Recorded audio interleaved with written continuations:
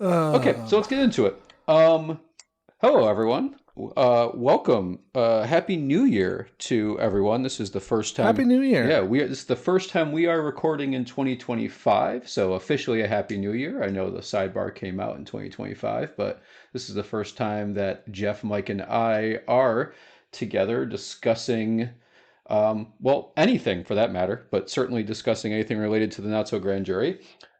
So today, as we had mentioned on last week's sidebar, we actually are re-releasing a previous episode that was on the predecessor Not So Grand Jury. So we're going to do a little intro to that. But the first thing we wanted to talk about is we wanted to do some listener feedback commentary. We haven't done that, partially because we didn't have much feedback to go off of, but now we've got feedback. So I feel like we should Yeah, take this opportunity to discuss some feedback. we So had a few 5-star reviews, but not any like correct. text. Correct. Up until about a week or so ago, we had a lot of 5 star. It's not a lot. We had 4 plus 5 stars, but no actual reviews. Well, now we have our first written review on Apple Podcasts. So we'll start off with thank you to Soups81 for our first written review. Soups is a friend of Geoff and me. I will say we are possibly going to have that person on our podcast as a guest in the near future. So we're going to keep that person's identity a secret, kind of Clark Kent style. But regardless, thanks to the nice review, I will say that Soups does mention as part of the review, and it's a very nice comment, that Geoff does a good job of sort of trying to keep the three of us on task and not get twisted up. Yeah. Um, Trying, trying to. he does say trying to. Um, no, I will say in response to that, I do think Geoff is the best of the three of us in terms of keeping us on task. I also think a good chunk of the thanks should go to my sister Colleen for her editing skills, as well as Yes. our second and third listens that we all do sometimes in order to cut stuff out. I say the editing sometimes is a little bit better than what we actually do when it comes to the recording, but nevertheless, we're going to take that as a positive comment and we will go from there. So thank you, Soups. I Uh, can't wait to get Squeak Rico 7 and Soups 81 in the same room. in addition to the one written review we have, I have personally received some informal listener feedback, and I wanted to sort of pass it along and allow us to respond because, hey, it's our podcast. We get to respond to this stuff. That's the fun part. So the first one I'm going to mention is Kevin Goldberg, who's a attorney and a good friend of mine. He's the First Amendment specialist over at Freedom Forum. I know, Geoff, you've met him at least once. Hmm. Basically, as part of his work, his job is to educate the public on the importance of the First Amendment. And I know I have talked to him about trying to bring him on the podcast as well. So hopefully, we're going to get him in as a guest sometime this year. He did note to me in a separate message that he likes our podcast, but he felt like he had to message me separately to bring up the fact that somehow we did an entire episode on Jaws and failed to mention that the director Steven Spielberg named the shark Bruce after his lawyer. He then continued on to say, "Shame on you." So he clearly thought this was a very important thing that we should have brought up. I did not know that, but I think the shark in Finding Nemo is also named Bruce. I'm guessing as a reference to that. That is my understanding during my very brief research I did in response to Kevin's comment, because of course I had to do my research and make sure Kevin Yeah. wasn't making this up. Sure enough, he was not making this up. I can confirm that the shark in Jaws is named Bruce, and that it is a reference to Spielberg's longtime friend and lawyer, Bruce Raymer, Ramer. Mr. Raymer was interviewed at some point where he confirmed he did not receive any type of royalty for it, and he believes that the shark was named after him for all the positive stuff that he brings to the world. Which, sure, let's go with that. So that's one of the I knew, comments. Oh, go for it, Geoff. I knew it was named Bruce. I didn't realize that it was named Bruce for his lawyer. That's very Yeah, funny. yeah. Interesting. Now Yeah, yeah. we can The take shark that makes in a sense. lot of different ways, but It's true. certainly. Uh, Given how much that mechanical shark was a pain in his butt through the entire filming of Jaws. well, and also given the fact that, like, for the most part, the sharks didn't make it. Like, I think there's like one shark that sort of not even really working, but like intact, that actually is in a museum somewhere. There were various other versions of Bruce, and none of them made it through filming. So Also, they could blew take him up. literally, yes, they actually blew up the sharks. So yeah, good old I Bruce. named this thing after you. And then we're gonna blow it up. So found that hilarious. Thank you, Kevin, for bringing that up. Another listener who I'm going to say refers to himself solely as DeWest commented, and I quote, Blackwell, turn off your phone during recording, Ah, third episode in a row. Geoff, what do you have to say for yourself? a third episode in a row. Yes, I caught it in the final listen through too. I thought I had edited it all out, but there was a little bit of my ringtone that did manage to sneak its way in. Well, let's maybe Mea culpa. let's maybe talk about your ringtone, because I think that's honestly why this person identified it, because they wouldn't know what my ringtone sounds like, but we sure know what your ringtone sounds like. I mean, it's the Mario coin sound. Uh, It's not that complicated. Right, but it's obvious. I'm not playing Mario while we're recording the podcast. Just FYI, I would be collecting more coins if we were doing that.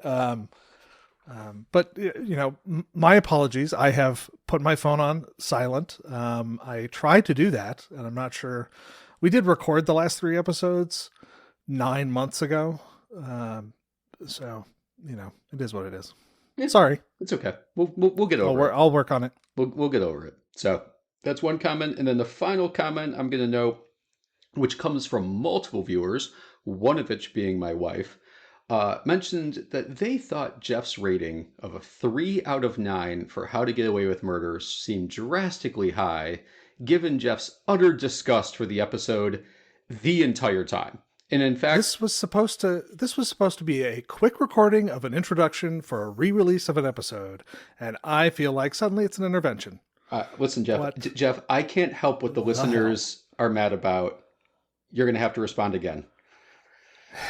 Yeah, we brought it up on the sidebar, and I have mulled over it in response to feedback that I have in the past on the podcast said, when I'm rating these, I'm trying not to rate them against each other. I'm trying to rate like, how good did this one thing get the law, or is it entertaining? And then in the How to Get Away with Murder episode, I did say something to the effect of, well, this one is better than Love Guaranteed, so I can't give it a 0. And I also factored in like, well, I'm assuming that some of this is intentional on the part of the writers, which is I think, accurate. I do think that. But that's assuming a bunch from other parts of a show that, please, we're never going to watch the rest of. yeah. Yeah, Mike? No, I just little chuckle at your comment. Yeah, okay. So I'm gonna revise my score. I don't think we've ever done this. I'm going to revise my score and give it a 1. Listener feedback has caused Geoff to turn from a 3 to a 1. You've heard it here, folks. Yeah. You can bully him into doing anything. Listener feedback and co-host feedback. I mean, it's not co-host. It's sort of co-host feedback, but it's co-host No, feedback. it's co-host feedback. Don't pretend that you didn't have any hand in this. I'm just saying that listener feedback was important too.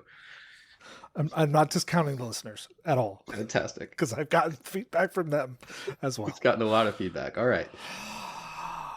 So 1 for the law, certainly a 1 for entertainment value. I don't remember if I even differentiated it in the last episode, but there we are. All right. So Geoff has gone down. Good enough. Can we put that to bed? I think so. I think we'll be okay with a 1. It's better than what Love Guaranteed is, and that's all we got. So it's I mean, they got like their Socratic method in law school classes. law school exists. So- That's correct. Yes. Yeah. Law school exists. All right. Mike and Geoff, anything to add? Nope. Nothing on Mike's side. All right. So we've done the listener feedback. Now we're going to introduce the episode that we're going to be sending out today. So originally recorded in early sort of October 2020, released on the previous version of this podcast in October 29, 2020.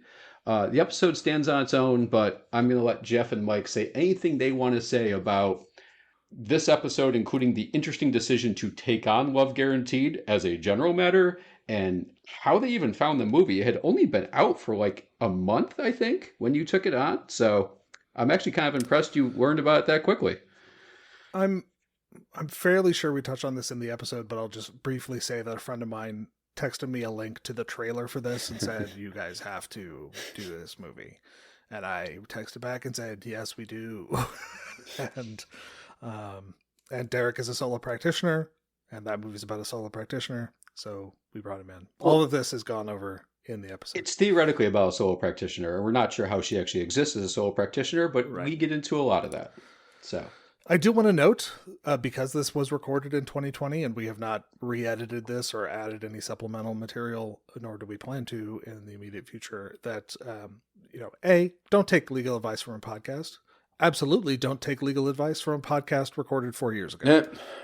The law changes. The law may all be the same in this. I really don't know, because I'm not going to spend a bunch of time re-researching the same points. I think I'll also add, don't watch this movie. You don't need to. You don't need to. Your Unless life will you be better. really like Tiffany, you don't need to watch this movie. No, don't watch it. here's what I'll say. If you really want a bad watch, like a hate watch the movie. It's a very bad movie that I think is terrible. And Oh, it's certainly riffable. 100%. And I have a feeling that we're going to probably take this movie on again to talk about more issues that we didn't even have the time to bring up, despite the fact we recorded for 2.5 hours the first time. So I do think it's going to come up again. You don't have to watch it in order to enjoy this. This is one of those where I don't think you have to watch it to enjoy the podcast, because it's actually, we give you some good summaries on what happened, but it is a great hate watch. All right. Without further ado, Love Guaranteed from 4 years ago. Cool. Warning, we are not your attorneys. Please, don't take anything we say as legal advice. I'm Mike. And I'm Geoff. And you're listening to The Not So Grand Jury. And today we're joined by Derrick Moore, founder of Moore Law PLLC. He's a solo practitioner with offices in DC and New York, and we thought he might have some useful insight for today's movie. Derrick, welcome to The Not So Grand Jury. Thanks, Geoff. Good to be here, gents. Every episode, Geoff and I discuss the legal aspects of a different film. There will be spoilers, obviously. This episode we watched The Wretched Love Guaranteed.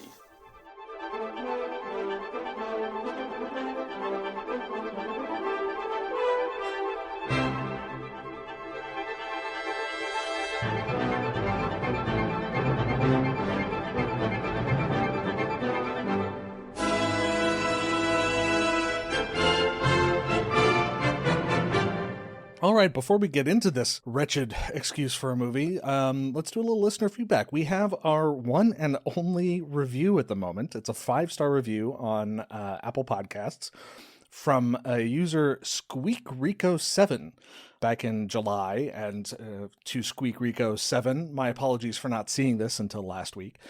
Rico says, interesting, entertaining, and educational. Not just for lawyers, but also for the everyday person. Only a few episodes in, but Geoff and Mike provide some thought-provoking conversation on some very well-known movies, while also being very entertaining. Well, thank you, Rico. That's very nice of you to say. If nothing else, it's yet another reason to rewatch some great old-ish movies. Thank you, Rico, for the 5-star review. That helps us on iTunes. And to everyone else listening, if you like the show, please give us a review on whatever podcast streaming or downloading device, app, what have you, that you're using. It helps us immensely. Do you know, Geoff, can you edit listener feedback? Because after today, the phrase "great movies" will be changed. Oh, will it? Because there's nothing great about this. I'm sorry, guys. There's just nothing great about what we're about to do. No, there's nothing great about this at all.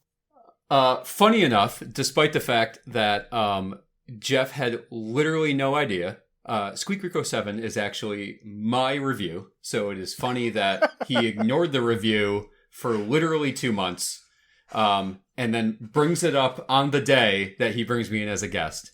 I stand by the review, except for the fact that it is definitely not specific to great movies, given what we are about to discuss. Or oldish movies, given that this is a 2020 release. Yeah. Given that this was released months ago. So in my defense, I'm a lazy asshole, and I did not look at my Apple Podcast Connect account to see if there were any reviews. So there's so many things we can take out of this. We can take out the fact that you had no idea a review was given to you, which is hilarious. We can also take out the fact that apparently I still use my screen name that I used on AOL Instant Messenger back when I first had a Dell laptop and a dial-in connection. Yeah, so let's talk about Squeak Rico 7. I'm gonna play the role of James Lipton. Let me talk to Squeak Rico 7. That's me. So the Why? Squeak Rico 7. So I will tell you exactly where Squeak Rico 7 came from. You don't need to ask. I know where we're going. Squeak was a character in the movie Basketball, I believe is what it was called. Okay. Oh, yeah. Wow.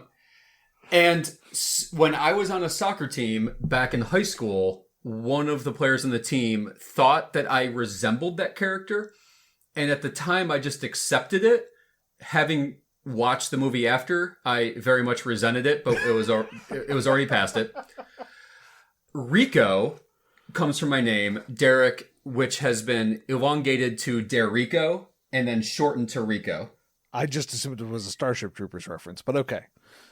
And then 7 because I weirdly enough typed in Squeak Rico to make my AOL screen name, and I will say I got the internets later on than the typical American family.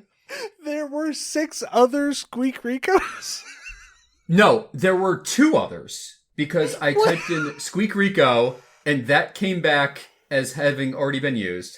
And then Squeak Rico 1 had already been used. So I skipped to 7, lucky number 7, and that was available. So I went with it. And I specifically remember that moment because I would say that was probably when I was, frick if I know, I don't know, 16, 15, something like that. But I specifically remember that moment. However old you were when you got your first iPhone.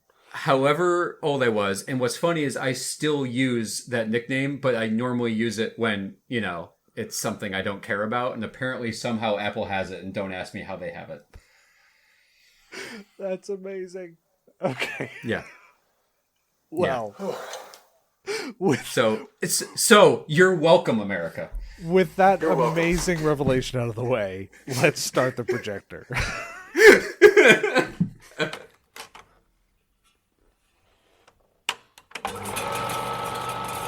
want to sue Love Guaranteed. The dating website. Mm-hmm. Okay.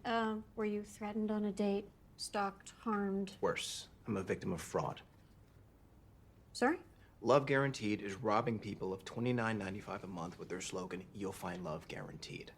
Well, I've been on 986 different dates, and not one of them has provided me love. 986 dates with actual human women? Yes, the user agreement fine print states that a subscriber must go on 1,000 different dates for the guarantee to apply.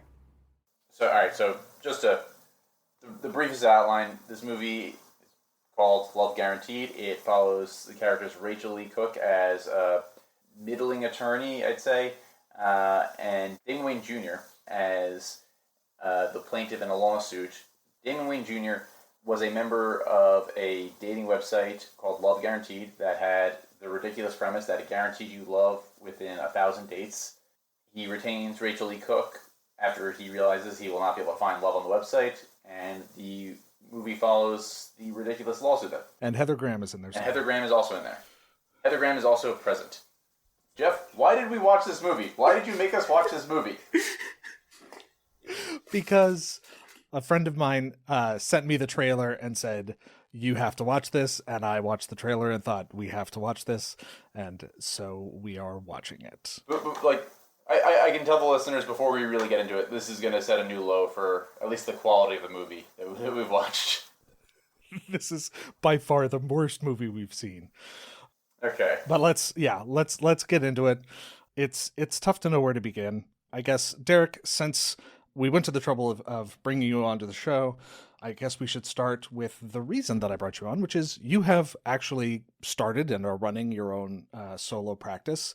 And this movie attempts to portray someone running a solo practice. So why don't we start there? Sure. So, for the listeners as background, about a year and a half ago, give or take, I started my own law firm.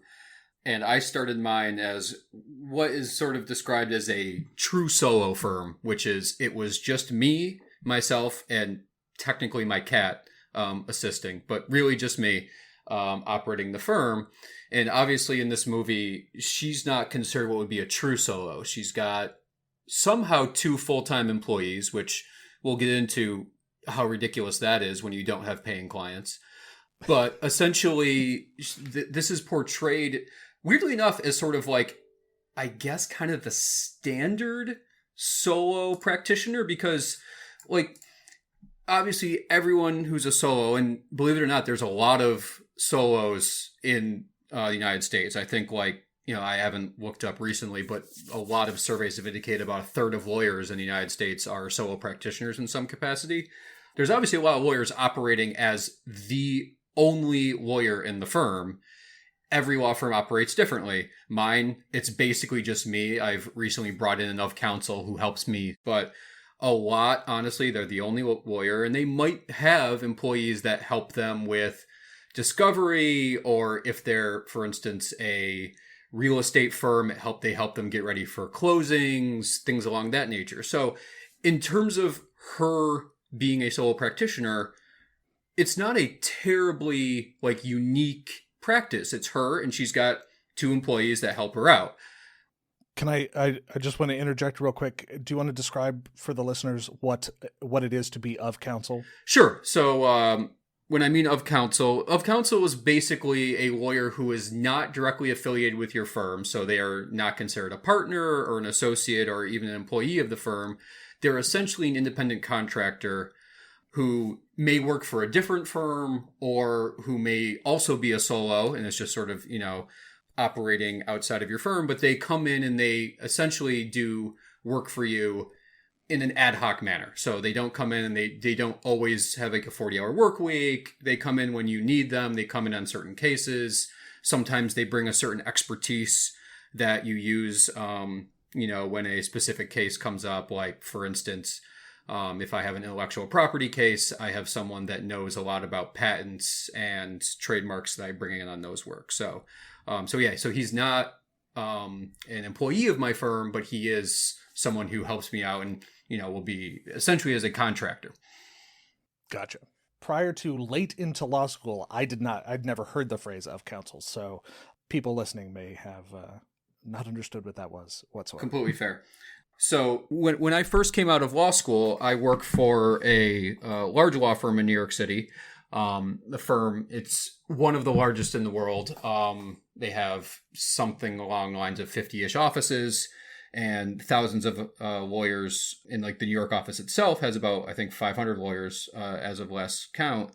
In that situation, you have essentially the way the structure works in a very basic dumbed down way is that you have the partners who are technically own the firm.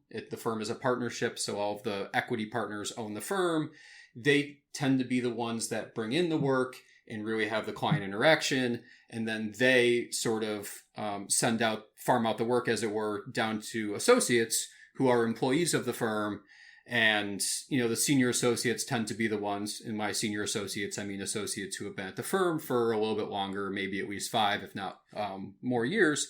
They tend to do the day-to-day work of really running cases. And then those sort of senior associates give research assignments or other individual work down to the junior associates. And so that's tend to be how it works at a big firm, but that's obviously very different than how it would work at a small firm, or in this case, a solo firm. Mike, how big is your firm? We have 3 attorneys and 6 paralegals or so probably 9 people. And I work for a nonprofit, so my experience in this is entirely irrelevant. Both those are very different from a solo, where you, especially in a true solo, you do everything. So in a true solo where you don't have any employees, you are the lawyer, you're the accountant, you are the janitor, you are the therapist, depending upon your clients. You do every single aspect of it. Here, in the case of the firm in this movie, she clearly has 2 employees, apparently one of which is the accounting department, which, let's throw it out there. If you only have 2 employees, it is highly unlikely employee number 2, or number 1 in this case, I don't think we ever find out who was hired first. It's highly unlikely one of those 2 employees is going to be the accounting department, which is what he just, I think his name is Gideon, right? That's what he describes himself as the accounting department. That's interesting. I didn't know they had names. Guys, I know they weren't great, but I know it's Gideon. I mean, come on. I know the movie wasn't fantastic, but even I know his name is Gideon. They don't deserve names. Well, I'm bad with names. They don't deserve names. They don't deserve names. Sorry, Faceless number 1 and Faceless number 2 and Nameless 1, Nameless 2. We'll go with that. But one of them is, I'm guessing, what would be the equivalent to a paralegal or legal secretary, or maybe the office manager, or a combination of the 3. That is not terribly uncommon, I will say. Like, as a first employee, if it's not a lawyer, it's not terribly uncommon that you would have someone like that in the firm who sort of, runs the behind the scenes stuff and helps out with preparing for trial or, depositions, which is essentially calendaring deadlines and getting the mail out the door. Which it seems like that's something she was doing during this movie. And I guess that's what the guy does as well. But it's a little confusing that he describes himself as accounting, because that, again, I don't plan to hire an accountant as a full-time employee, probably ever. I'm pretty sure that's going to be an outside person. Right now, it's me, sure. But I'm pretty sure when I do bring someone in, it's going to be an outside bookkeeper or outside accountant. Congratulations!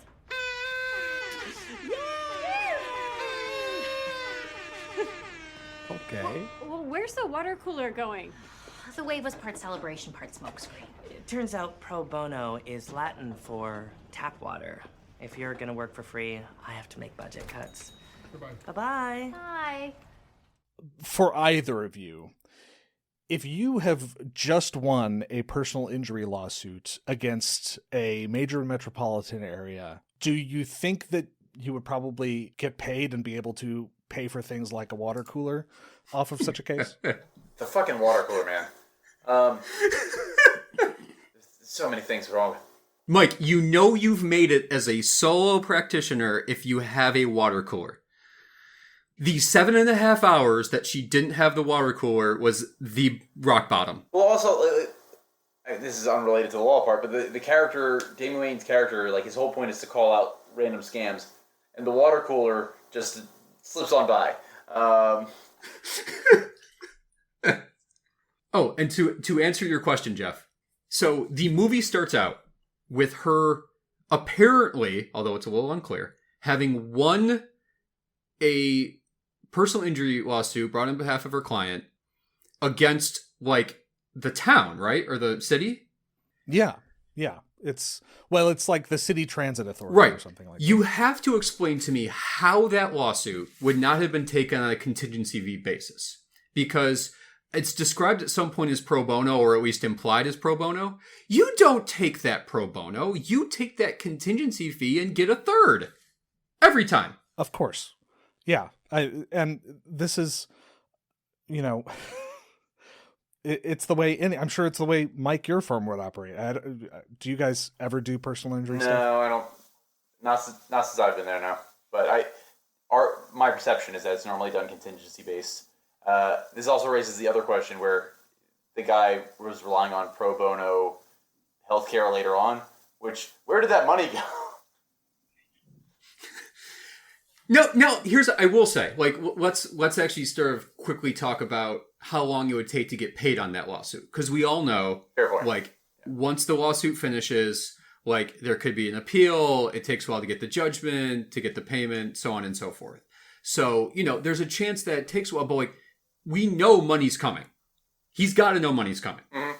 So when you know that you have X amount of money coming in, and not that I have too much experience with personal injury, but normally if you win a jury verdict such as that and win what could easily be hundreds of thousands, if not even millions of dollars, depending upon what you were able to argue.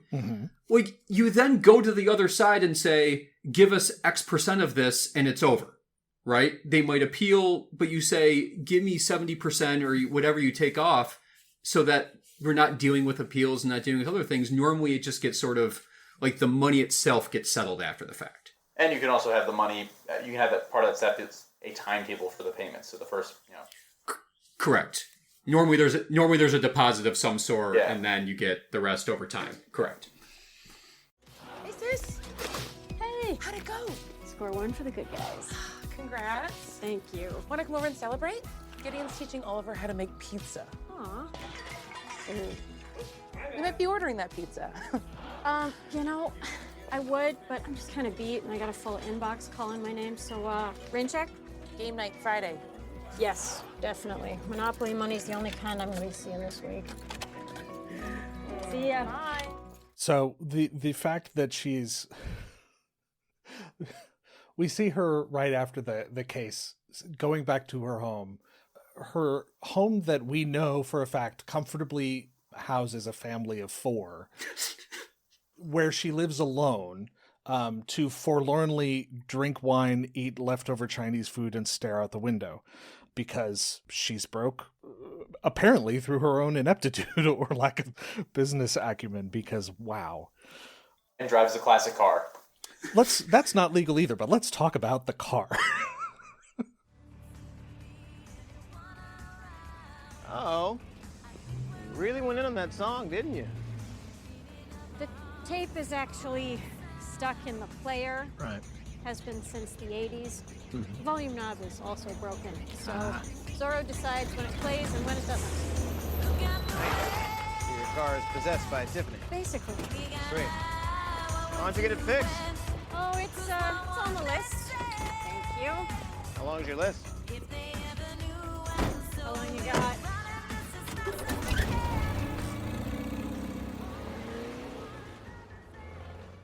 So I just want to start out. The tape has been stuck in the tape deck since the 80s? Hang on. Never needs to be rewound. Never needs to... Hang on, let's back never up. gets demagnetized. She drives an orange, like 1950s model era Volkswagen Carmen Ghia. So it could be 50s to 70s. It was made for like a 20-year period, but yeah, it's an old car. Still, that is a 50 to 70-year-old car. that has, apparently since the 80s, had a Tiffany tape stuck in the tape deck. And the volume knob is broken, so the car just plays Tiffany randomly whenever it feels like. But apparently there's only one song on that tape. It never needs to be rewound. If you were going to daily drive a 50-year-old car, it would cost you more in maintenance and insurance than it would cost to buy a new car. How do you, as a, let's say she's 40, just based on roughly what Rachel Lee Cook's age is. Let's say she's 40. How do you come to possess this car? I mean, I imagine she inherited it from someone, or like... That person must hate you. That relative hated you. Whoever left you that car, if it was a client, they were pissed. No. That's like a cool car to have a classic old car is like cool in its own way, not as a daily driver. Like there are people that chase down cars like that. And not in the condition that it was. Yes, well that's because she daily drives it. This is something that, as the producer, they should have caught. Like, this doesn't look realistic that somebody could maintain it like this. You couldn't daily drive that. It wouldn't last you a year without extensive work.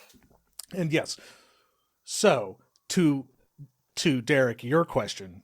Forgive me. What was your question about Tiffany? My question was just, how has the tape been stuck in there since the 80s? It just boggles my brain.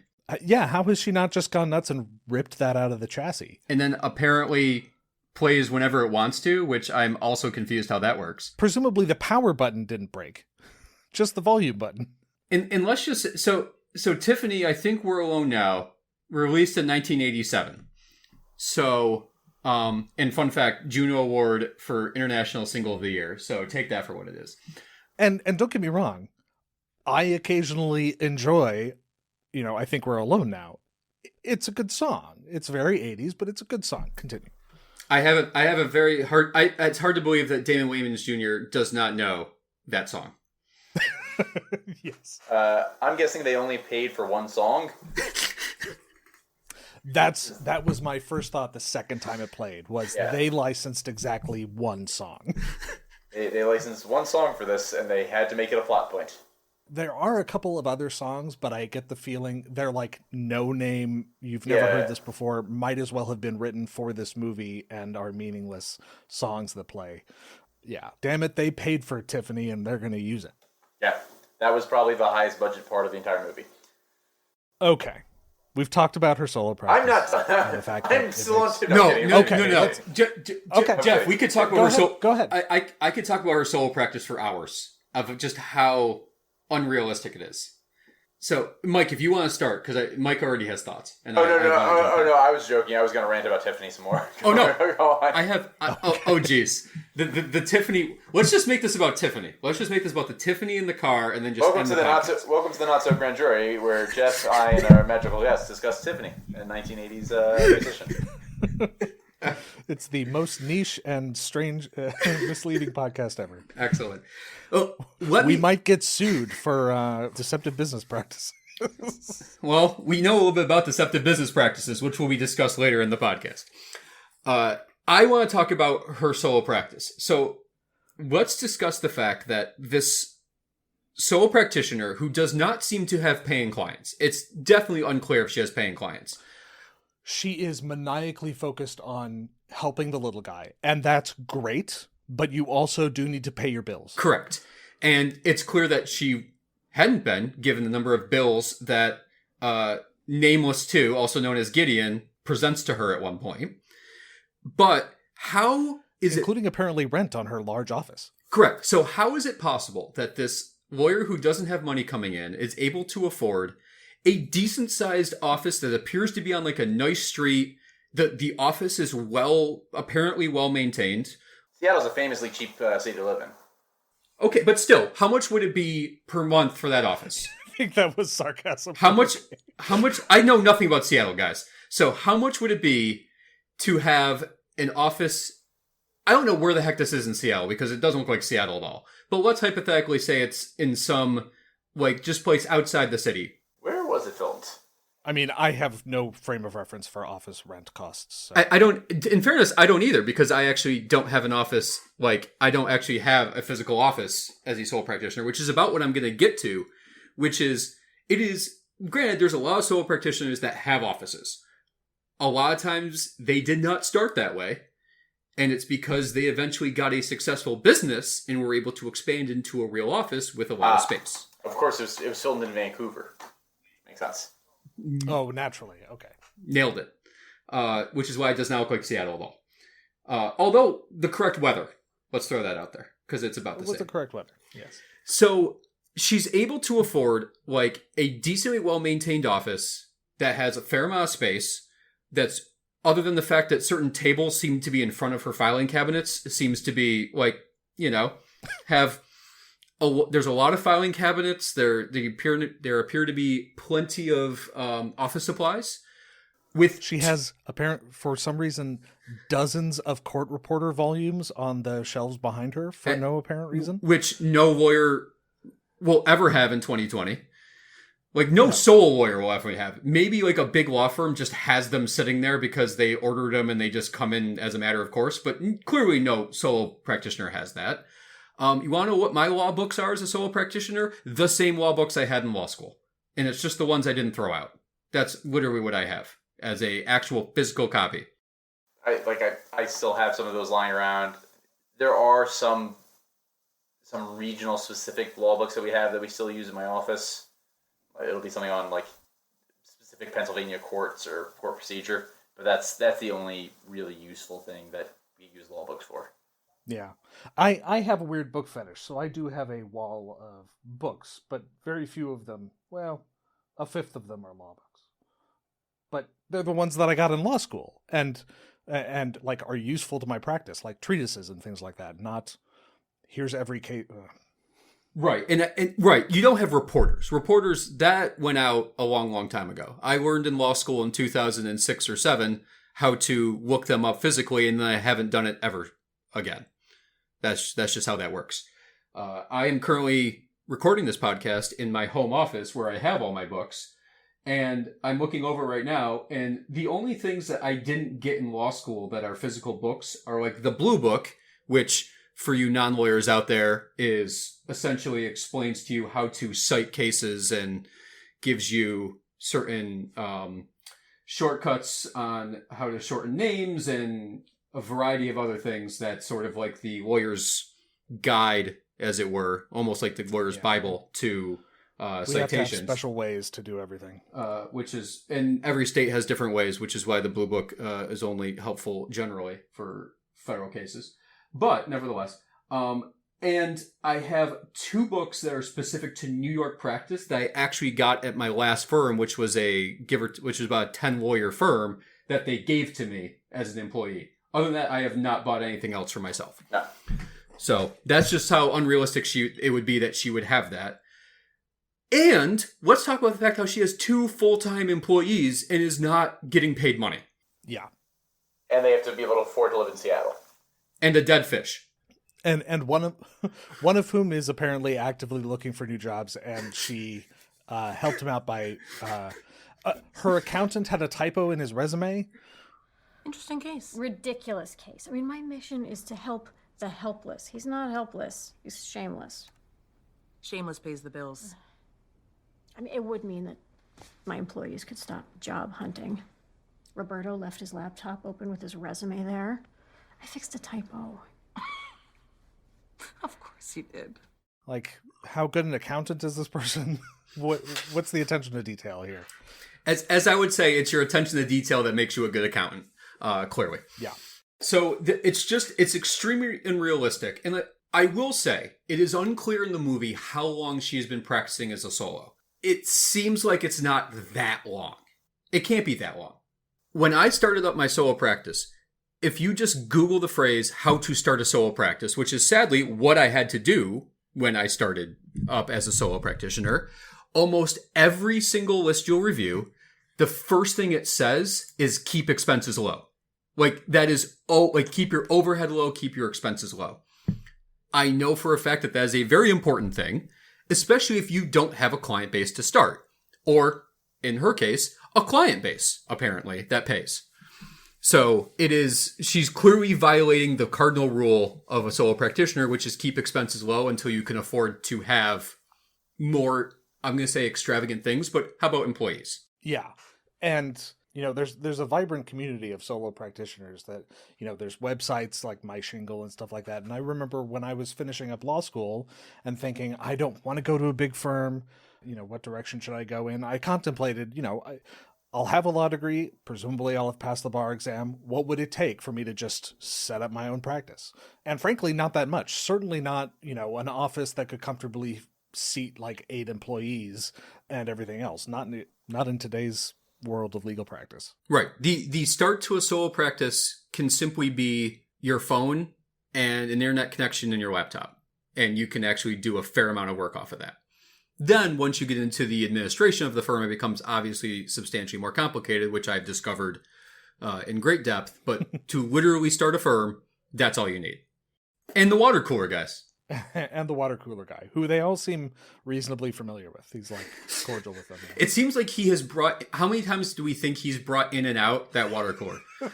That's an excellent question. I would guess that is a quarterly occurrence, if not more frequent. I was going to say monthly, but okay. Yep. We're on the same page. Yeah. Instead of bringing them a new shipment of water bottles every month, he just comes in, removes the water cooler, and then brings it back the next day with a new bottle on top.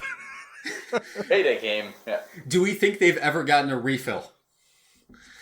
I don't know. He brings it in with the water bottle already on it, which I have never seen done.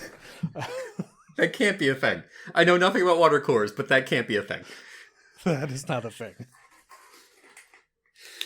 Fantastic. Do we want to talk about what basic civil procedure is and how that's non-existent in this movie? Yeah. So let's talk about you have a client come in, they have a valid complaint, you want to move forward with it. What do you do?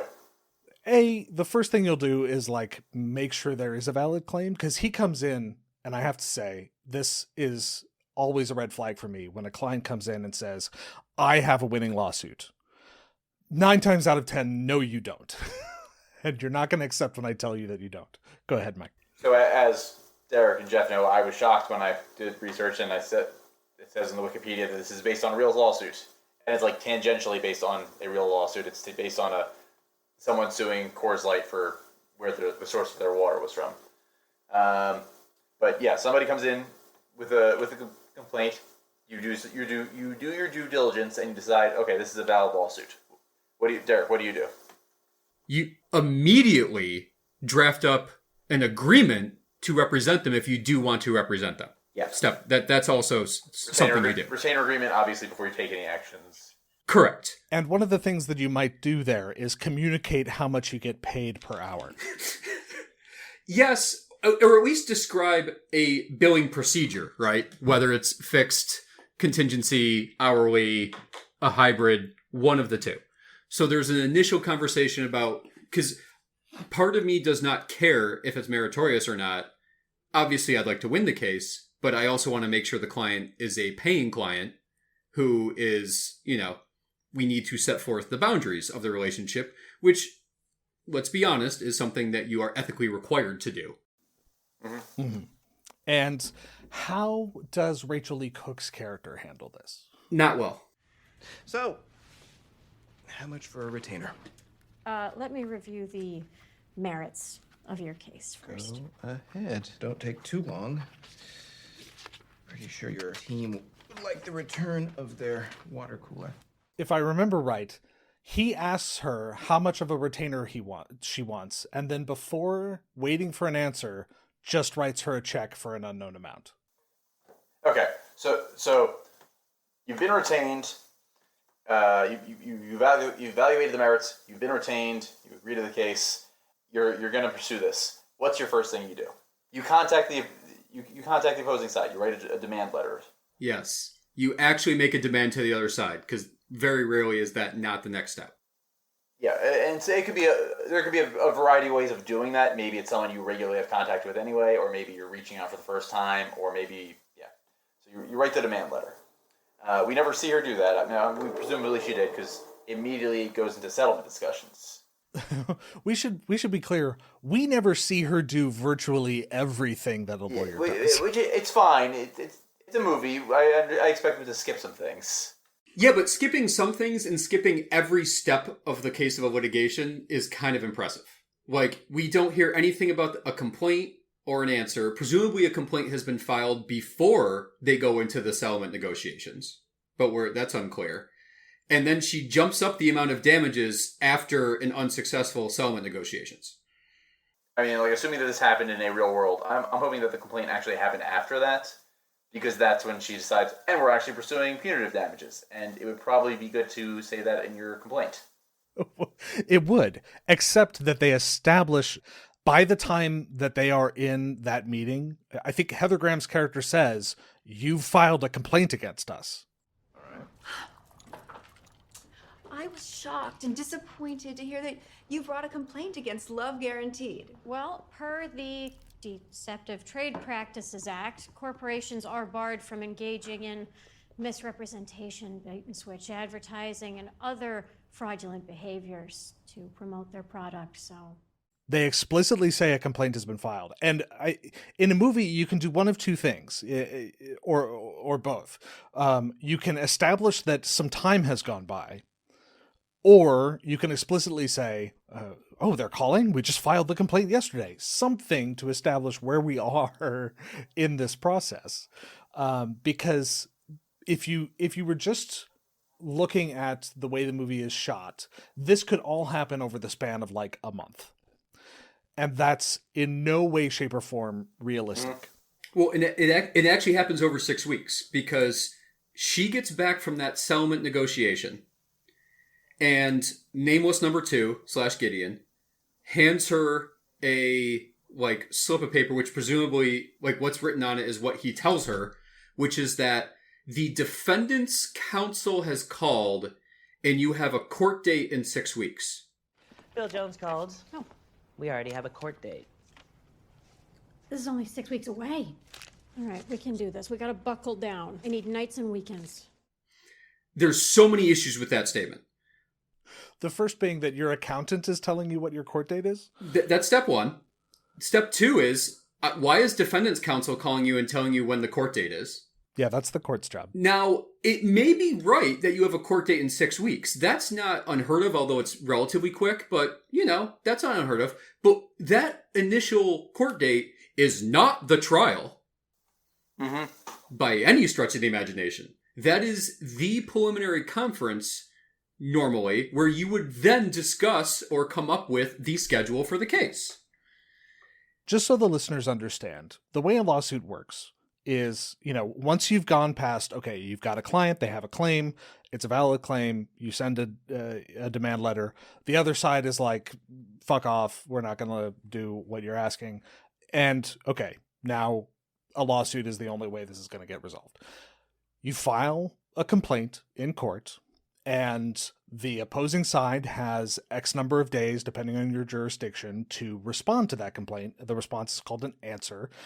And extensions are granted regularly. Oh, yeah. Yeah. If someone's like, I need a little bit more time, then generally you'll say, yeah, that's fine.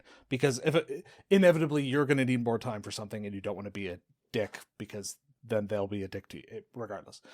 They'll file an answer, or they'll file a motion to dismiss, but they'll file a motion to dismiss, then you'll have X number of days, again, maybe 30 days to respond to their motion to dismiss, and then they reply to your response in opposition, and then the court takes 6 months to decide the motion to dismiss, and then you go into what's called discovery, which is where both sides trade information and ask the other side questions that are essentially on the record, and do all the things that allow you to collect all the information that you need to pursue or defend a lawsuit.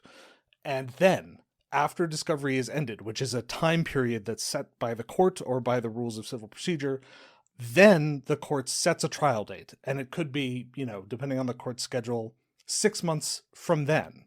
So we're talking about here easily a years-long process just to get from filing the complaint to a trial.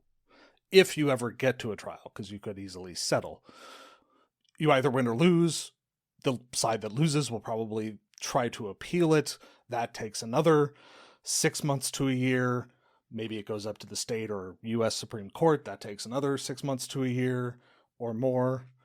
And then maybe it gets kicked back down to the trial court and you're off, for another 6 months to a year. Like, this is a long process. And also, let's also discuss the fact that 1% of lawsuits go to trial. Yeah. Yes. Like 99% of lawsuits are dismissed at some point or settled.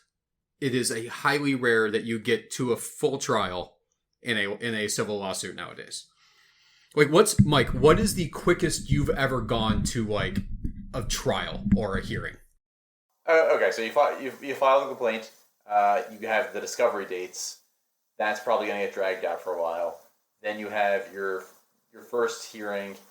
I mean, you're looking at 3 months. Absolute minimum of any type of hearing, right? Yeah. So like the standard civil litigation, like the quickest you can get, and granted, I practice a lot in New York County, which is notoriously slow. Like for even a quick New York County case, I think it took us 1.5 years to even start to do pre-trial. Like we didn't even get to the trial. We were doing pre-trial. And that was a relatively quick case. Now, that might not necessarily be the case in the state of Washington, but it's still going to be a matter of months after discovery in order for you to actually start picking a jury. Yes. which is a process I didn't even mention, and the movie totally ignores. Well, right. Then there's the picking of the jury, which is a very important part, especially in this case. The picking of a jury would be a very important part of this. According to our last movie, it could be the deciding factor in every single case you might bring. In fact, it could make you an undefeated attorney. It could make you undefeated lawyers because you're so good at picking a jury. Right. Absolutely.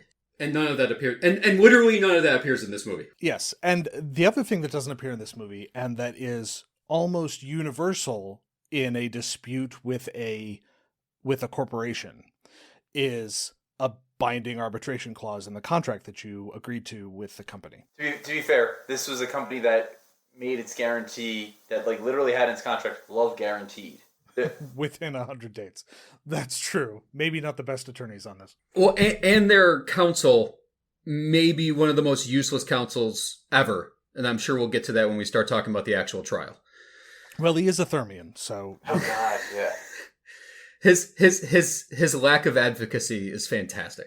It's so good. Not asking any questions of a witness he was planning to originally call is just genius, guys. It's just genius trial ad. We'll get there. We've got a bullet point for trial advocacy that we may not get. Well, maybe we won't get to it. Who knows? Well, listen, I can keep going to 4 a.m., guys. I don't care at this point. This movie has ruined my life. The least we can do is talk about it, and I can then at the end we can have a suicide pact, okay? Okay. So, yes, as Mike mentioned, this is a dispute over a provision in a contract where the company says correct me if I'm wrong, but the movie never goes into any more detail of what this guarantee that the company gives is, other than that the person will find love via love guaranteed within 1,000 dates. And I just want to note two things. If you include a guarantee in your contract, generally, if the guarantee is not met, you get your money back. And that's about it. Maximum. You don't get punitive damages, Jeff? No, not generally.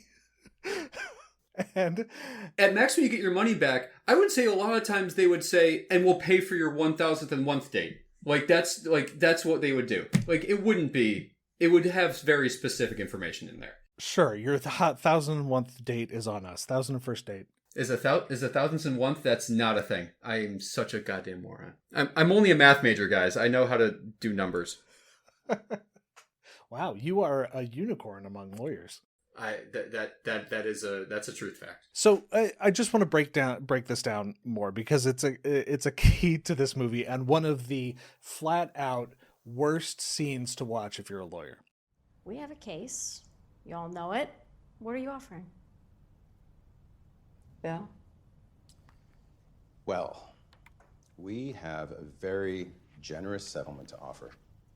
$100,000 with a signed non-disclosure agreement. We can cut the check today. $100,000 wouldn't even begin to cover the expenses of my client's dates. We request $500,000 in restitution, the promise that your company scrubs all language of a love guarantee from its website and advertising, and I would also obviously need to review any NDA before my client could sign it. If you are suing over someone's breach of contract, you can get generally one of two different things from the other side. You can get either the value of whatever it was you would have had when the contract was performed fully. Let's say you're paying for renovations on your house, and your house's value at the end of the renovations would have been X, and your house's value now is Y. Then the difference between X and Y could be your damages. Alternatively, your damages might be the money that you paid into the contract. Since the courts are really not in the business of generally valuing love, probably his damages are going to be whatever amount he paid to Love Guaranteed, which they say in the movie was $29.95 per month. And he's gone on 1,000 dates. He's gone on 3 dates a day, apparently, breakfast, lunch, and dinner. That amounts to 333 days, or roughly a year. But Jeff, what about the cost of the dinners? Hang on. We're gonna get there. Okay. Guys, not just dinners, guys. Breakfast, lunch, and dinner every day for a year. You should have done Hobbit meals. That's true. 11 Z's. You already had lunch. But what about a second lunch? The movie eventually establishes that he's a former pro football, basketball, some sort of ball player who ended up having to retire because of an injury to his ACL, I think, and now is a physical therapist who donates his time. So it seems he has some disposable income to work with. Because I was desperately trying to figure out where this guy worked, that he could take breakfast and lunch at like 10 in the morning and then lunch whenever lunch is every day to go on dates, which is not like a hour long lunch.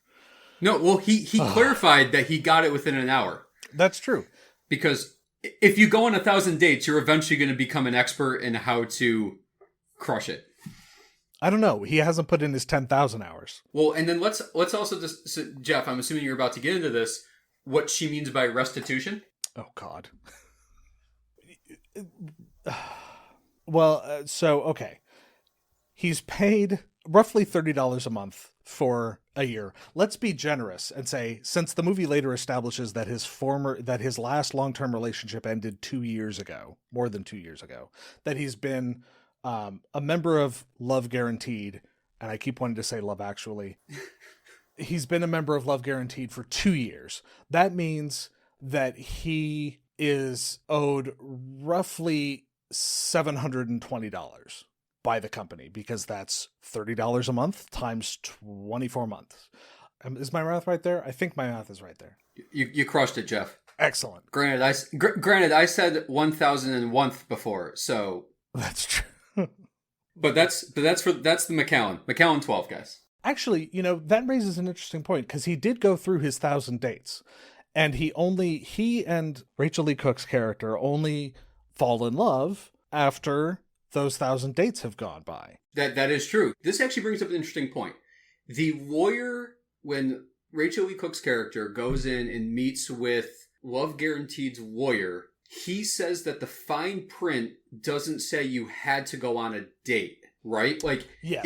It was that you were going to find love through Love Guaranteed. Mr. Jones. Miss Whitaker, I had to let you know we're calling in a last-minute witness to trial. Ariana Silver. How did you find her? Well, you're not the only one digging up dirt, Miss Whitaker. We've been busy little bees. Busy looking into Nick Evans' love life. And it seems you've been getting awfully cozy with your client. Luckily, my personal life has nothing to do with this case. Now, I wouldn't be so sure about that. You see, the Love Guarantee technically states subscribers will find love via Love Guaranteed. It does not stipulate that the dates have to be arranged on the site, only that the subscribers find love because of it. Are you still there? Yes. I thought so. This is your last chance to take the settlement. Otherwise, this could end, well, badly for both you and your client. But that doesn't make any sense, because and again, it could just be that this wouldn't be the first time that the client was wrong in his reading of something. But according to Damon Wayans Jr.'s character, it was after 1,000 dates you were guaranteed love, and then according to their lawyer, it was just you would find love through Love Guaranteed.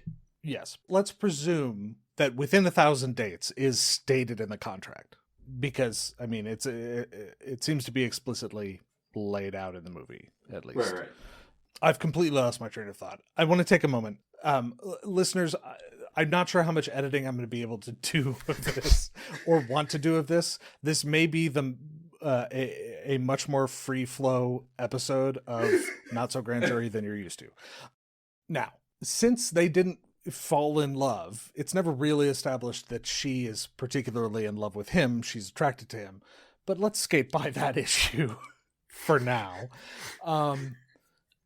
That doesn't happen until after he's gone on 1,000 dates. So whether or not they met via Love Guaranteed or through a date on Love Guaranteed, it still wasn't within 1,000 dates. So the terms of the guarantee are still met.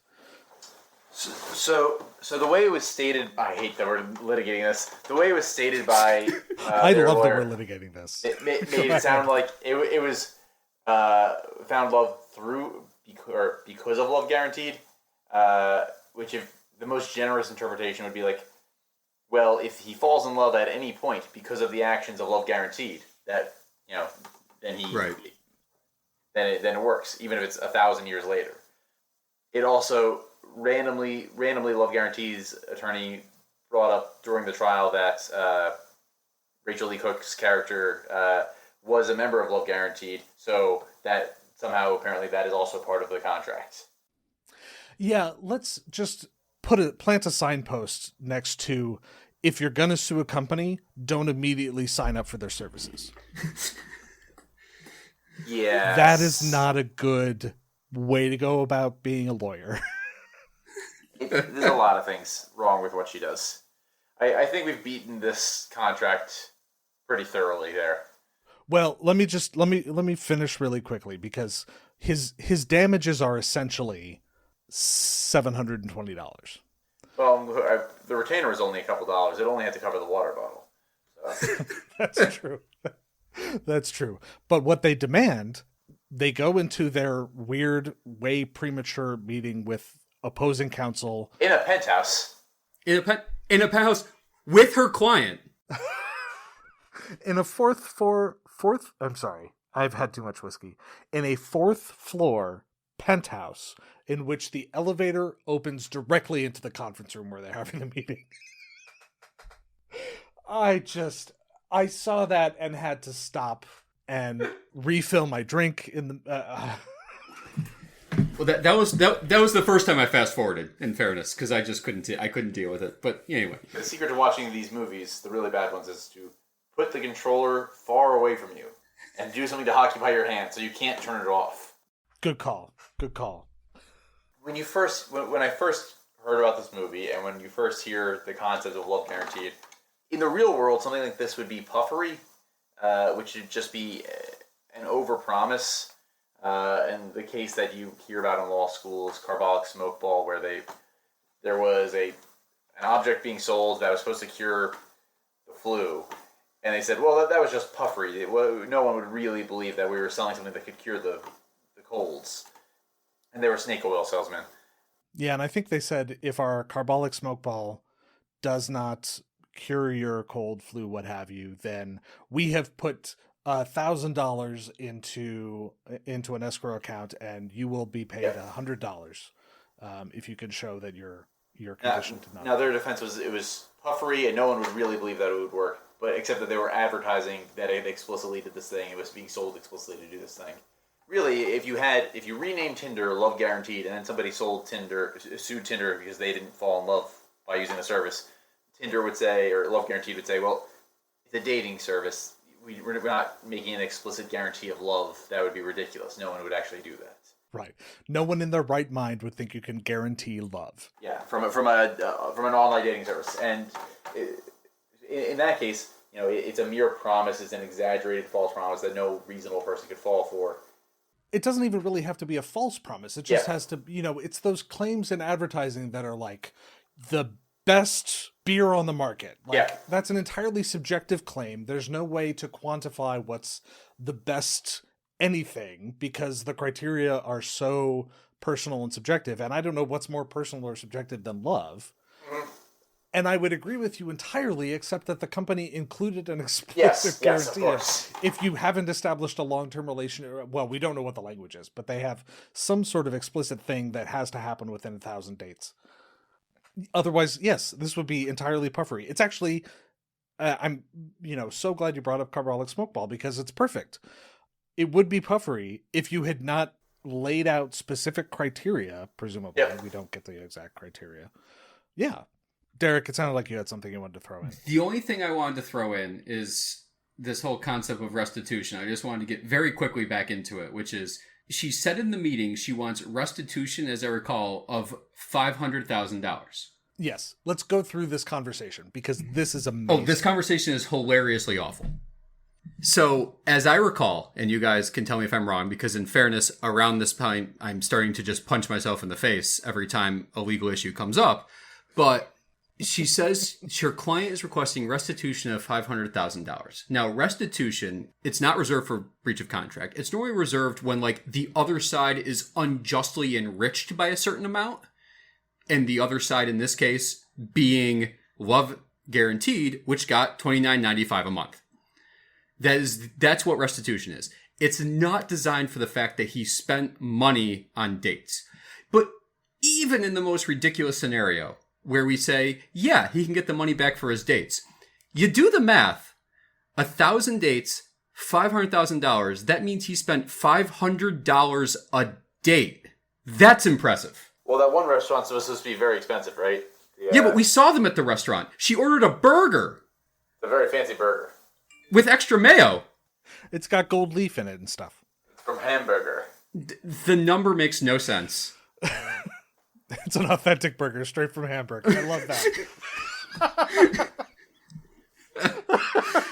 Let's just say, no matter how you try to splice that number, it makes no sense. I'm just going to say that. That's all I'm going to say.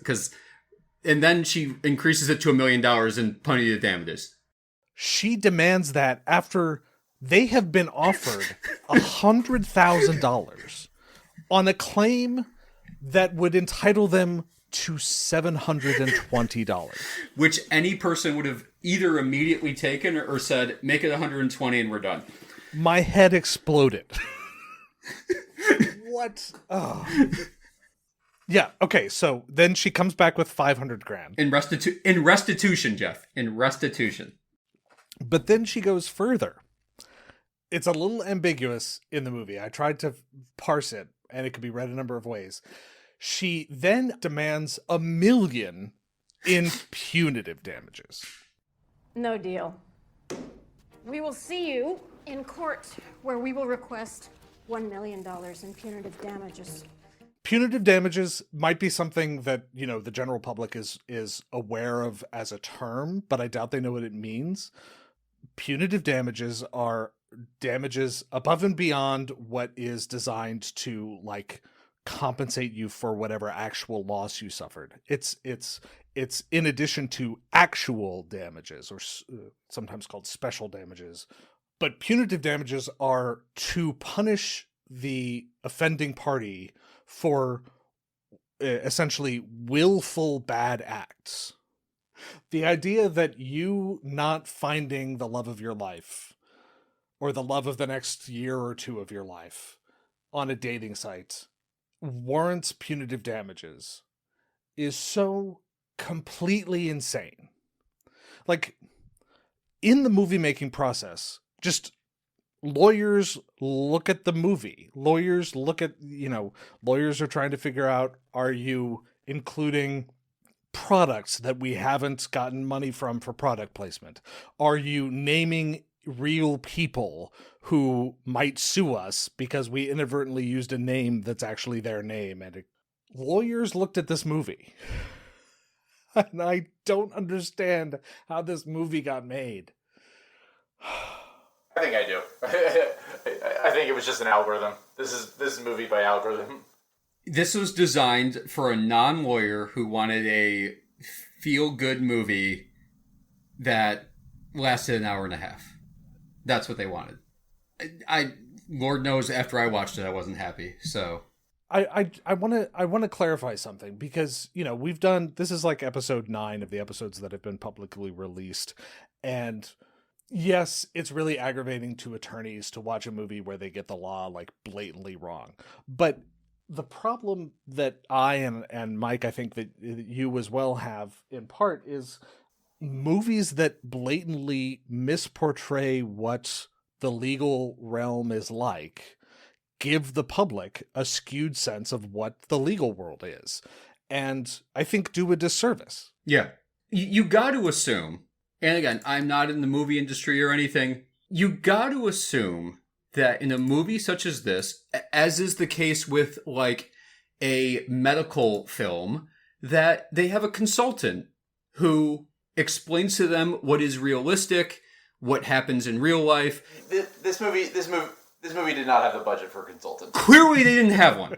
Because anyone who is at all involved with the law would know that this is ridiculously unrealistic at all levels. It was just clear that this film was just designed to just irritate lawyers and hopefully be feel good for people who don't understand any aspect of the law. It's weird to say, and this movie doesn't deserve to be on the hook for this, but movies like this and the attitude that allows for movies like this to be made are why our country is in the state that it's in.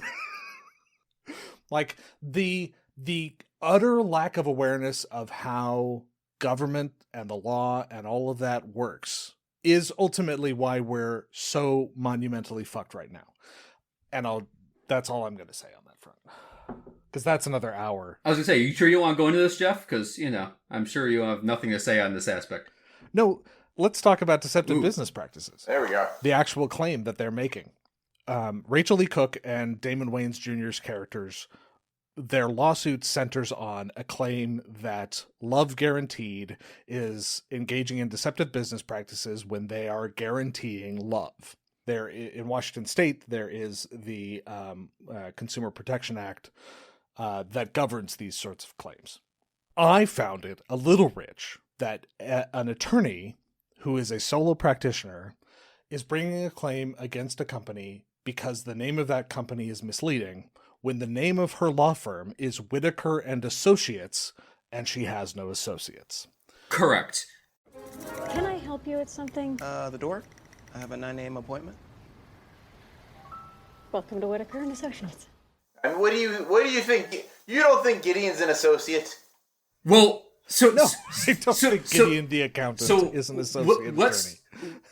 I am very curious what Mike thinks. I thought it was funny. It didn't make me angry though. Right. So I think the general lawyer would think it's funny, knowing that she has no lawyer associates, but she called herself Whitaker and Associates. And Jeff said he thought it was a little rich.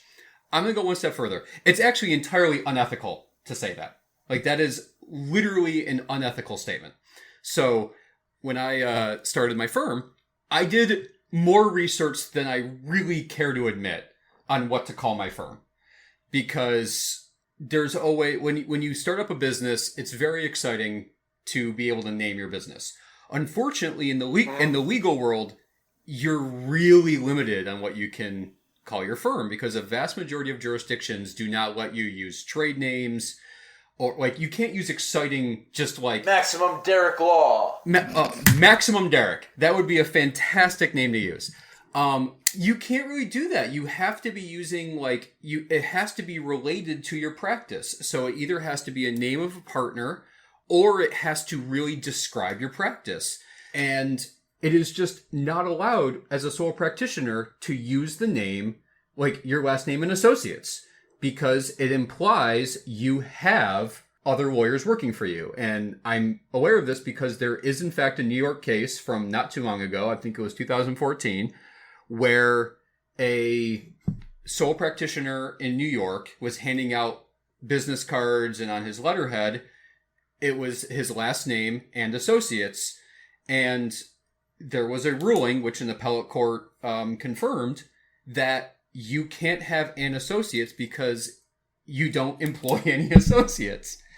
And an associate has to be a actual lawyer who is a practicing lawyer who is past the bar.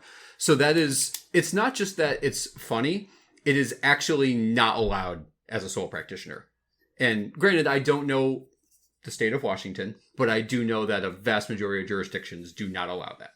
I made a note in our collective outline about the Washington Consumer Protection Act, specifically because it does allow for things like recovery of money spent on attorney's fees and what's called treble damages, which is if you bring a claim and succeed, you get triple triple the amount that you were harmed. So it would not actually be $720. It would be $2,160. Still obscenely less than the $100,000 they were offered. Oh, there are so many more points that we could still get to here. We've talked a little bit about ethics.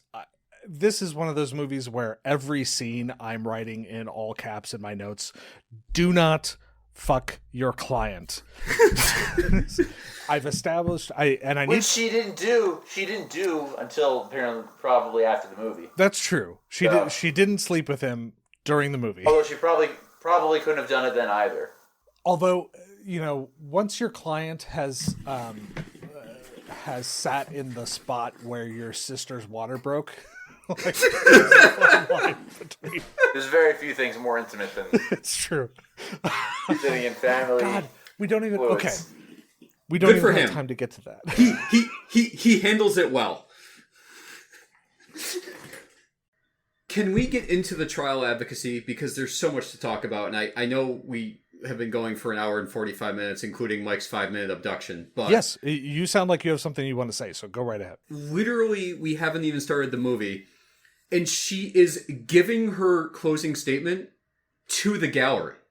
She's not even looking at the jury. She's not looking at the judge. She's giving her closing statement to the gallery, of which there's way too many people in the gallery for purposes of that trial. The gallery did look like they were social distancing.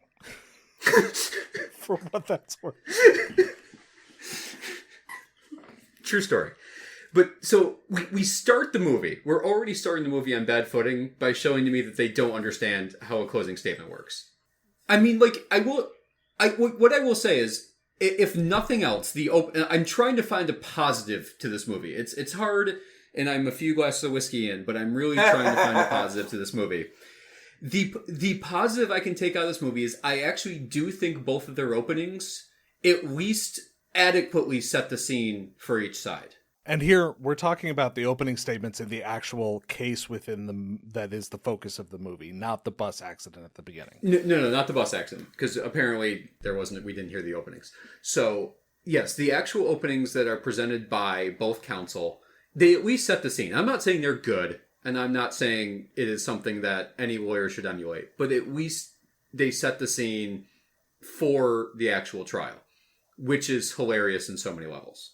For $29.95, which includes use of their website and app, Love Guaranteed guarantees that you will find love. All you have to do is go on 1,000 dates. That's right, 1,000 different dates. I went on 2.5 Love Guaranteed dates, and well, that was quite enough for me, thank you. My client, Nicholas Evans, followed the rules. He went on 1,000 dates, but Love Guaranteed did not deliver on their promise. Nick Evans did not find love. Over the course of this trial, the evidence will prove that Love Guaranteed cares far more about profits than they do the well-being of their subscribers. Nicholas Evans asks that you hold Love Guaranteed responsible for their wrongful actions. Thank you. Mr. Jones, your turn. Thank you, Your Honor. The defendant stands by Love Guaranteed's brand messaging. Love is guaranteed for those truly looking for it. Now, during this trial, the defense will establish that Nick Evans had zero intention of finding love. His lawsuit isn't about trade practices or false advertising. No. It's a bargain basement gotcha lawsuit all about the money. Now, the evidence will show Nick Evans, having previously been burned by love, had no intention of finding love again. Sure, Mr. Evans may have been on 1,000 dates, but the evidence will show he was just ticking them off in pursuit of a payday. So, at the conclusion of this trial, the good people of the jury will find for Love Guaranteed and dismiss all charges. Thank you. So, and Derrick, since you're the guest, I'm gonna leave this to you. Can you? Oh no. Can you delineate what the important distinctions between an opening statement and a closing argument? Sure. So typically, the way an opening statement, especially when you have a jury, so there's two different types of trials. There are jury trials and then there are bench trials. The bench trial being that the judge who's overseeing the case, decides the case. The jury trial being that, a jury of your peers, which is, what the United States uses, decide your fate. With a jury trial, typically the opening statement is designed to give you a roadmap of what's about to happen. And then the closing statement, after all the testimony has been given, is where you summarize everything that has happened in the trial, and you use what has already been put into evidence to say why either your client should win or, why it should, in a criminal case, why it's guilty or not guilty. How's that, Geoff? I think that was an excellent, succinct summary. Wow. That's shocking given the amount of whiskey I've had. Just going to throw it out there. No, that was very concise. That was good. Yeah. And that's from some guy that's really never given either. I've been present for both, but I've never actually given either. Did you hear me open my bottle of whiskey? Because I can do that louder. I did not. I don't know if it may be present on my recording over here, so you might hear it. Gotcha. All right. She gives a decent, for this movie, let's grade on a curve, a decent opening statement. For movie openings, it's not horrible. And Kel the Thermian gives an opening statement. Which is by far the most lawyering he does in the trial. And I'm gonna jump past a bunch of different witnesses. Let's talk about Damon Wayans Jr.'s ex, because as I mentioned earlier, his last long-term relationship ended a couple of years before the events of the movie. And to Rachel Lee Cook's character's credit, they established that they have had contact and investigated and confirmed every single one of the 1,000 dates that he went on. And then she does a little bit of background research, finally, and speaks to his ex. For starters, given the relevant facts in this case, that he didn't find love within 1,000 dates and all that stuff, his last major relationship is going to be important in any number of different ways. So it makes perfect sense that she would reach out to this person. She sits down to talk to this person, and the minute that his ex says, "We broke up a couple of years ago," she says, "Oh, it happened before the events of my case. I don't need to talk to you anymore." So anyway, I'm looking into his dating history. I haven't heard from Nick since the breakup. He took it hard. Very hard. So you didn't keep in touch? We broke up over 2 years ago. My fault. It didn't end well. Radio silence ever since. Right, but you said, 2 years. Thank you for your time. Your relationship predates my case. Mike, Derrick, exactly how ridiculous is that? I mean, for the same reason that, she gets brought into the case eventually. The fact that she gets brought in eventually is the answer. The fact that, no, you should interview this person because they still might be relevant. In fact, I was at one point 100% sure when I was watching that the reason defendant's counsel was going to bring her in as a witness was that they were going to talk about the fact that, she ruined him, and so he was just out. Either he was a disaster or he was just pissed at the world and he was just planning to go after Love Guaranteed. Which, by the way, when someone creates a dossier of every single person they've dated, that seems like something that he would have done. Yes. And both of you have mentioned, that she's called to the stand to testify in the trial, and that is an indicator of the fact that she has information that could be relevant to the case. The plaintiff calls Ms. Ariana Silver to the stand. Ms. Silver, how did you know Mr. Evans? He's my ex-fiance. And for the question on everyone's mind, what happened? I left him for someone else. I'm getting married next month. Congratulations. To put it plainly, Ms. Silver, it is my presumption that the defense named you as a witness in hopes to reflect negatively on Mr. Evans' character. When I spoke to Mr. Jones about being a witness, I did mention that I thought Nick was licking his wounds. I mean, 1,000 dates and you couldn't find someone new? Seemed a little fishy to me. And do you still feel the same way? Actually, no. Nick is a great guy. He's all about being honest. So, I assume that this lawsuit is on the up and up. I only wish him well. Thank you for your time, Miss Silver. Defendant's witness. No questions. I want to set the stage a little bit. Rachel Lee Cook's character knows that opposing counsel is going to call this character as a witness against her client for presumably character reasons. So she decides to call her as a witness herself rather than wait for opposing counsel to call her.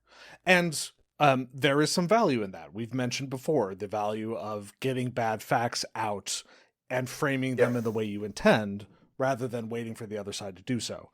The way to do that is not call the opposing side's witness and then say, what were you going to testify to for the other side?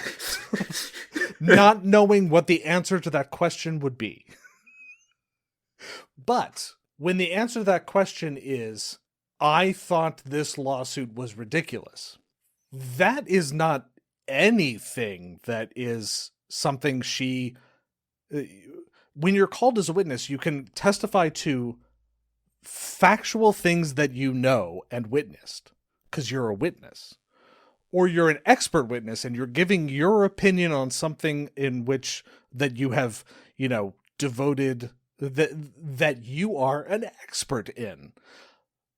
Calling a witness to have them say, I didn't think this lawsuit was really something that he should be pursuing, is...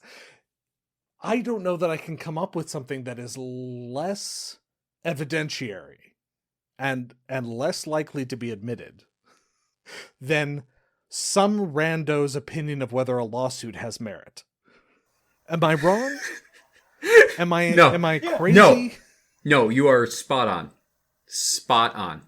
Mike, if you want, you start, Mike, and then I will jump in with a couple things. I wanted to go to the point where opposing counsel objects because that's my witness. Oh, yes. Let's talk about that.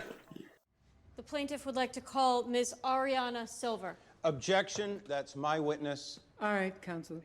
Come to the bench, please. You can't do this. Ariana Silver is a witness for the defense. And you will have plenty of time to cross-examine. She's trying to steal my witness. All right, listen up. If Ms. Whitaker somehow thinks that defense witness will help her case, then she has the right to call whoever she wants. And as she pointed out, Mr. Jones, you will have your chance during cross. So yes, I'm going to allow it. Back you go. This isn't fair. Thank you, Your Honor. Just silly? What's the... Oh, you can't have that relevant witness. I was going to have that relevant witness. What is the objection? It's not like Rachel Lee Cook's character wasn't going to get the chance to question that. Right. There's no dibs. Acey's backsies. Objection, Your Honor. I called dibs on this witness. And then she rules, and he basically walks away and goes, this is so unfair, and then goes back to counsel's table. And Heather Graham hits him. And Heather Graham hits him and then says you like it, which is just a weird sidebar. Then she direct examines, so Sarah Lee Cook's character direct examines the witness. She essentially says, at first she thought the lawsuit was BS, which is not something that would actually be allowed to be testified to at trial. And then again, basically goes off in a full-fledged opinion that he actually is doing this because he's a nice guy, which again is not something that you would allow to testify to. Then this presumably high-paid, powerful lawyer who is representing this company just waives cross-examination. Yeah, no questions. That was the one question I was going to ask this person. I'm not a trial lawyer. I'm not. I'm not a good trial lawyer. I am not someone who has done much trial testimony. I could have questioned her for 2 hours. And he waives cross-examination. Just such good trial ad. It's remarkable. With your client sitting next to you. That would just never happen. Not even close to happen in real life. Like, maybe, as we discussed earlier, maybe talk to him about the fact that, I don't know, he created notes on every single person he's gone out with since apparently date number 1. Sure. Ariana, the plaintiff in this case meticulously documented every date he went on. In your relationship with him, was that his standard practice? To take notes after every date? Was he a heavy note taker? Did you ever see him write anything? Ever? Like, you could have so much, like, I mean, again, so much of the stuff is relevant. The fact, like, how he took the breakup, like, all of that is completely relevant to this case, despite the fact that everything she testified to previously was not relevant. And by the way, everything she testified to previously was an answer to a single question. Now, you've raised opposing counsel's acumen at trial advocacy. I'm remembering in particular one witness who's called, who is one of the dates that he went on. I think it's the woman whose parents also accompanied her on the date. Oh God. Which, by the way, them coaching the witness from the jury body. Yeah, that's all that needs to be said about it. We don't need to. This was so painful. Are there other trial advocacy points we want to touch on? And how did you leave it? Nick insisted on paying the bill. Walked me to my car, shook my hand goodnight. A perfect gentleman. Thank you for your time today. Defendant's witness. Come on. You expect us to believe Mr. Out for a quick buck didn't intentionally throw the date? No, like I said, perfect gentleman. Uh-huh. Then why didn't you go out again? It's internet dating. Click and move on. That's how it goes. No. How it goes is Nick Evans had zero intention of finding love, and he manufactured Objection, Your Honor. Sustained. She throws out a number of non-speaking objections. Yes, but that happens all the time in these movies. It's in real life, unless something is really obviously, like, it's obvious why you're objecting, you have to note why you're objecting for the judge to agree with. Yeah. So it would be objection because it's prejudicial, or objection because whatever. Hearsay. Who knows? But you have to say why you're objecting. But you're right. That is every episode of Law and Order I've ever seen. This movie, certainly. It's been in a couple of the movies we've done. We could, maybe we could come up with a phrase for it so we don't have to explain it every time, but it's been a recurring thing. Yeah. It's the liar objection. It's objection, Your Honor. Why? Because it's devastating to my case. That is what it is. The liar objection.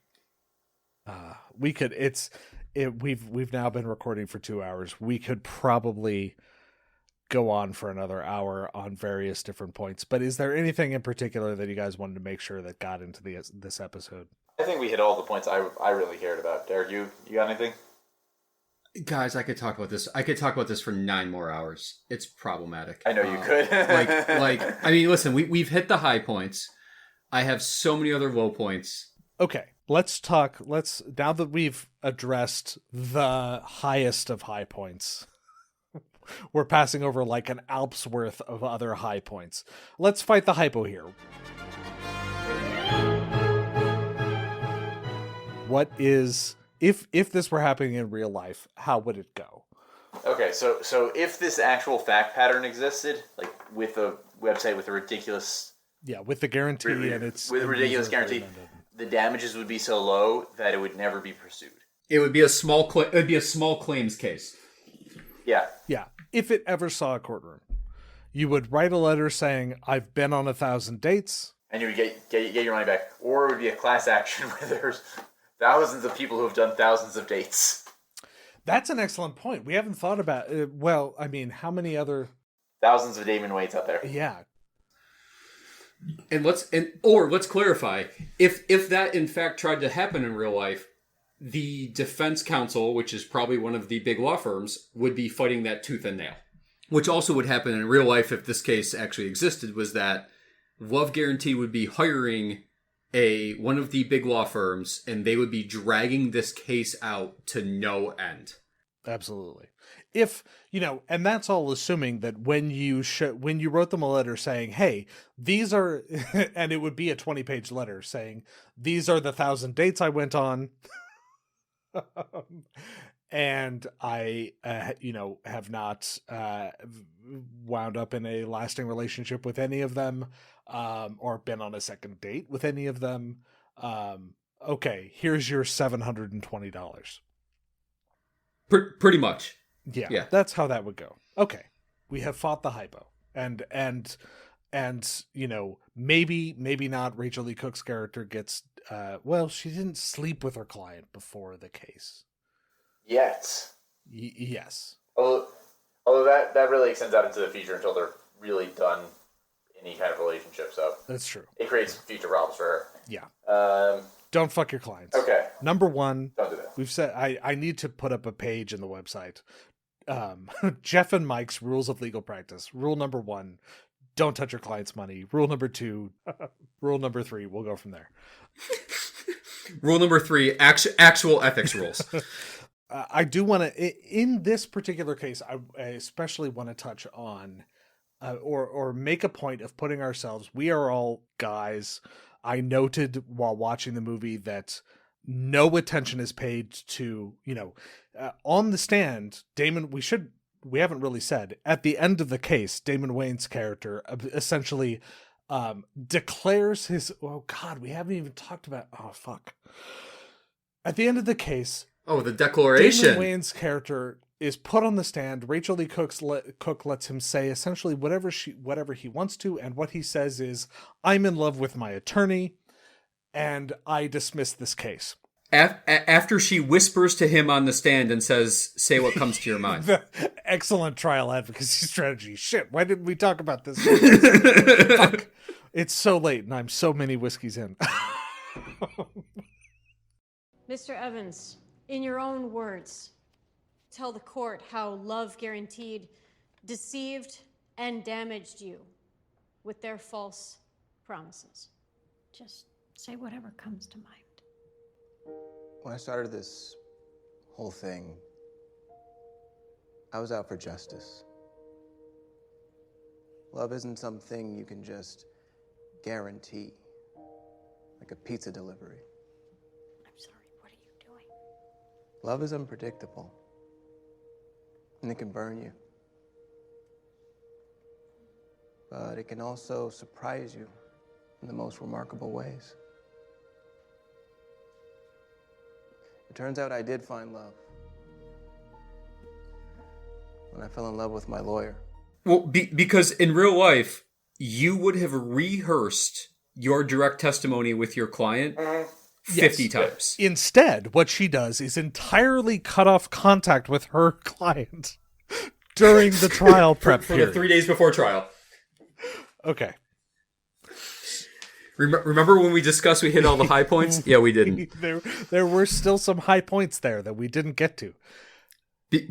Well, and we should get very quickly. I know we're at the 2 hour and 15-minute mark, but we should get to the point that they then, for no reason whatsoever, offer them $250,000 to be like the models essentially for Love Guaranteed. Right, to be the spokesperson. Which in and of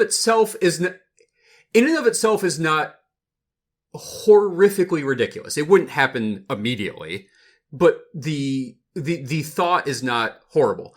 The fact that she then negotiates up to 500 with literally nothing to support her. I think she has no leverage. We could have gotten 500 grand. He's like, and Damon Wayans' character is like, no, we couldn't. She's like, yes, we could. Shut up.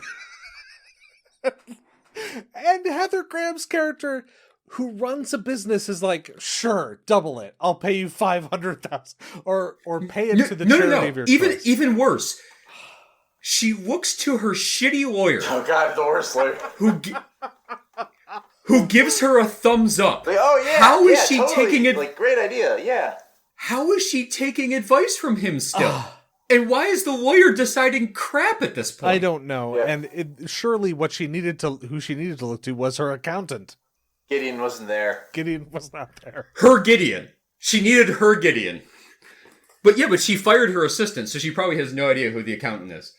Going back to my main point, we try to consider points of view that would not occur to us just in the normal course. And we are, 3 straight white guys. Let's think about this from a female perspective. And I noted during the conclusion, that it is simply taken as given when Damon Wayans Jr.'s character says, "I'm in love with my attorney," that she loves him back. Oh, very good point. Yeah. Surely that is a key to the love guarantee, that the two people will be in a loving relationship. The woman doesn't have to consent to the love. Yeah. I'm in love with Scarlett Johansson. And apparently her feelings on the matter are utterly irrelevant to this question. Which by the way, it's interesting because right before he gives testimony, he has a conversation with the ex where he brings up the fact of, what if she doesn't like me? And you think that that's like a big part of the movie, but it has nothing to do with how the movie finishes. It's a foregone conclusion, because at this point they have spent... Because this is a Hallmark movie, guys. We just watched a Hallmark We did just watch a Hall Flicks movie. All right. It's horrible. Okay. I'm sorry. But that was a big part. We did miss that part. And I think it's just because it was so horrible by that point. I just couldn't take it. there are so many things that we didn't get to in this movie. I look forward to the commentary track. It's going to be fun. Oh, the commentary track's going to be... And Mike, I hope you join us. I really want you to be there. But if you want to take a sick day, I'll understand.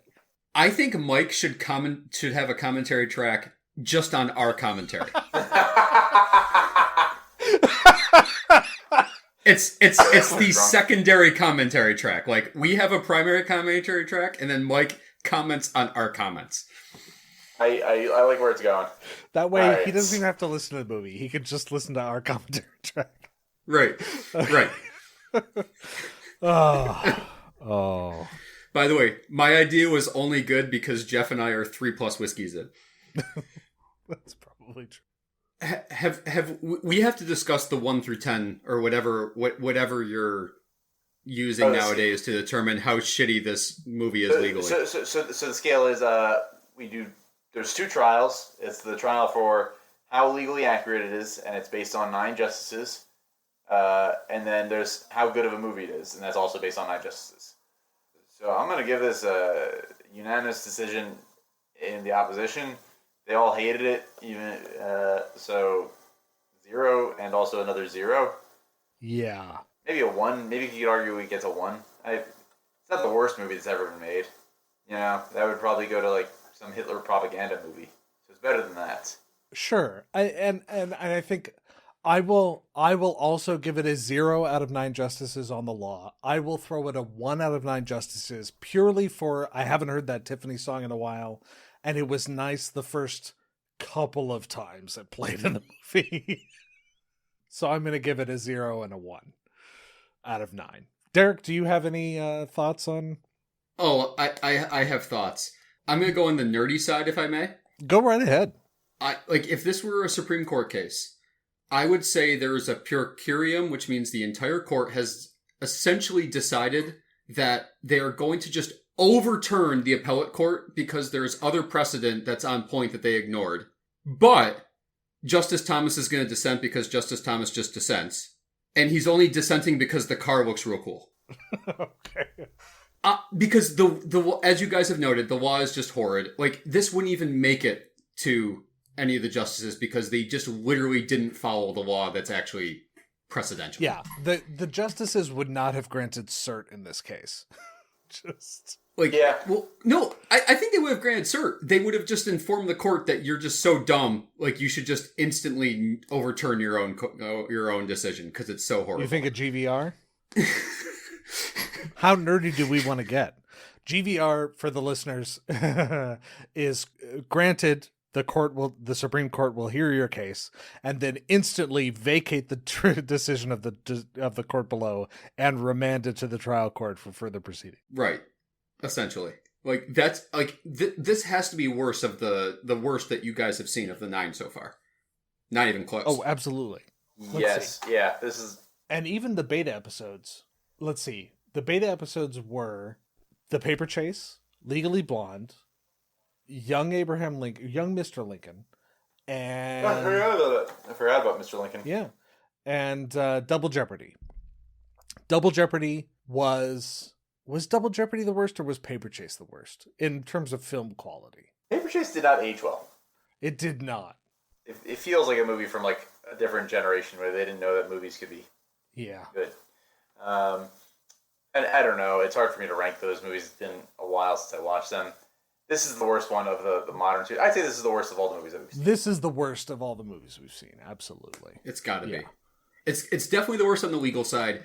In terms of the actual movie itself, as a lawyer, I can't be unbiased on this because it was so bad on the legal side, I just couldn't, I had such a hard time getting through it. And I didn't get through it the first time because I just kept fast forwarding through certain parts. I'm giving it a half of 9 justices because of the car. So you're giving it 0.5 out of 9 justices. Yes, because of the car with Tiffany overlapped inside of it. It's a weird concurrence decision. That is an randomly thrown in there. Yeah. Okay. Maybe next time you'll bring me in a movie that doesn't completely suck. Thank you very much. No promises. We're gonna save you for the particularly terrible ones. Well, all Geoff described this to me as a ridiculous movie. He did not clarify just how awful it truly was. Hang on. I feel like I knew as soon as I saw the trailer. I sent you a link to the trailer. You knew what you were getting into. That is incorrect. There was no link to any trailer in anything you sent me. That is a lie. All right, guys.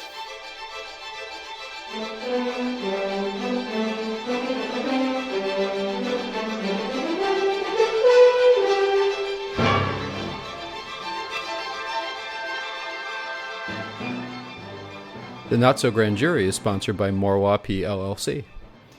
The opinions expressed in the Not So Grand Jury are those of the hosts themselves and not of their respective employers. The theme music for the Not So Grand Jury is from Gustav Holst's Jupiter and is in the public domain. If you'd like to get in touch with us, if you want to suggest future movies, or even if you want to offer corrections, you can email us at notsograndjury@gmail.com or message us on any of our social media accounts. The Not So Grand Jury is copyright 2024, all rights reserved.